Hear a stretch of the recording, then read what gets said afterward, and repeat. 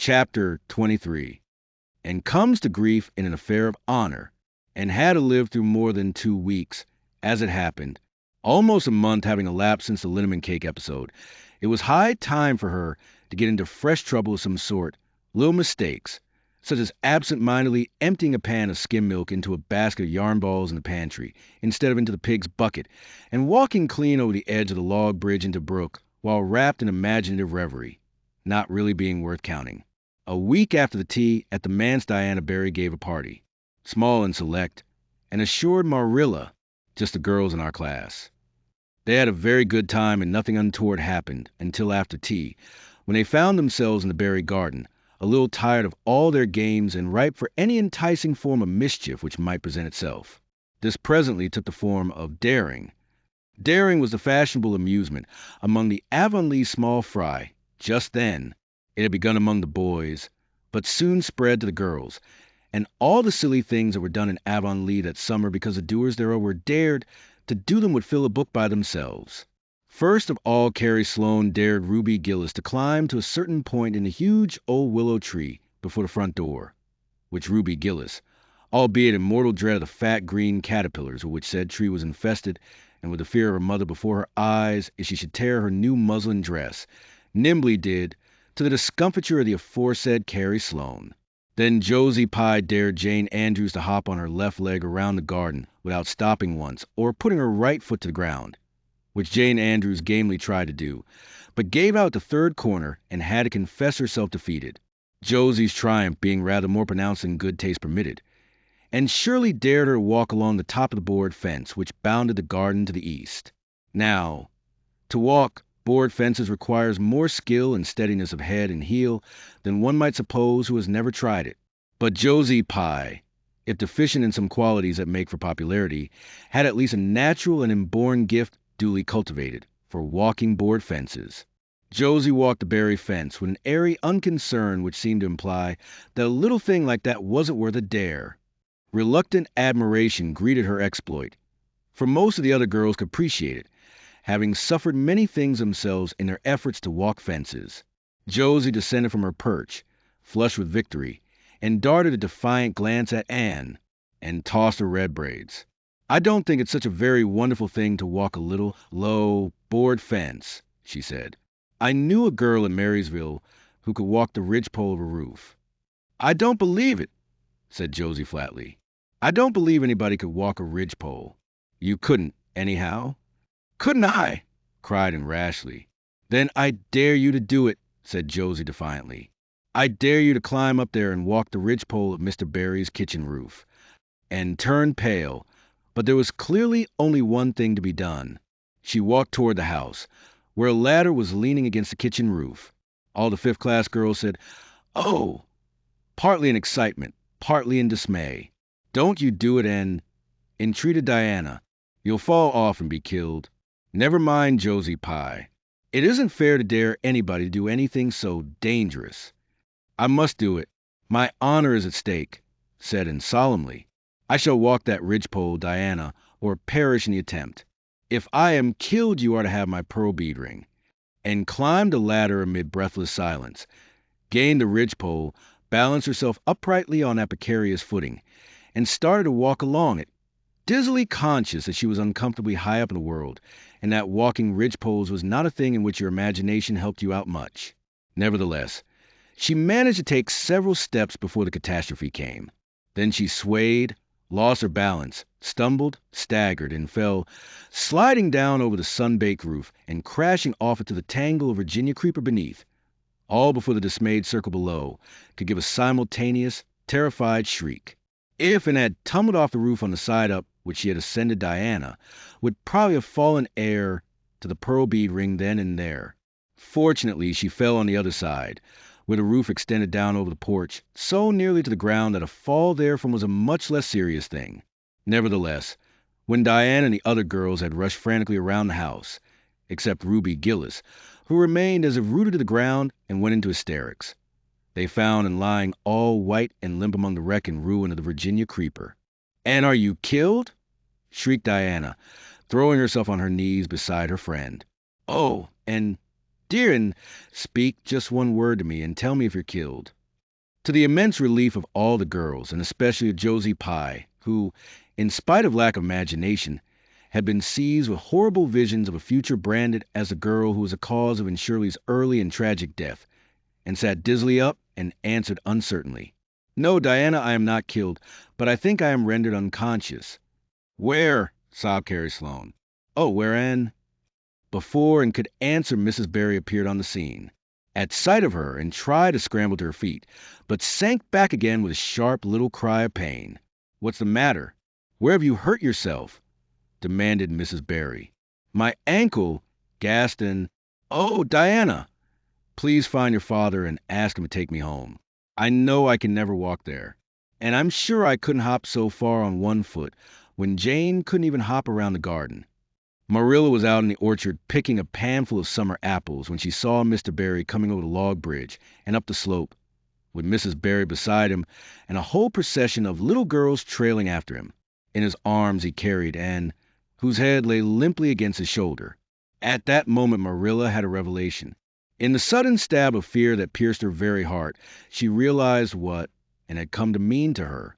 She would have admitted that she liked and, nay, that she was very fond of Anne, but now she knew as she hurried wildly down the slope that Anne was dearer to her than anything else on earth. "Mr. Barry, what has happened to her?" she gasped, more white and shaken than the self-contained, sensible Marilla had been for many years, and herself answered, lifting her head, "Don't be very frightened, Marilla. I was walking the ridgepole, and I fell off.